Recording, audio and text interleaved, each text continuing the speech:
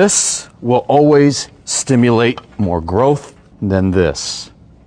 The same way that this will always stimulate more growth than this. Because...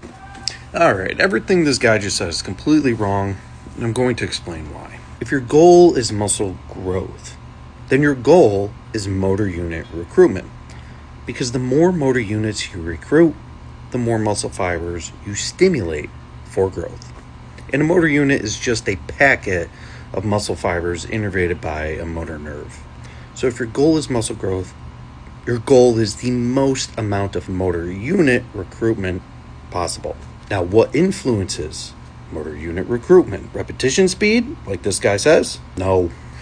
Henneman's size principle from 1957 states that the intensity of the muscle contraction or intensity of effort influences how many motor units your nervous system recruits.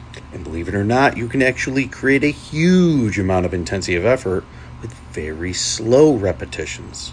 In fact, no movement at all, static, isometric contractions, can produce a huge amount of effort and a huge amount of motor unit recruitment and growth stimulus. Mechanical physics like fucking power has nothing to do with muscle hypertrophy.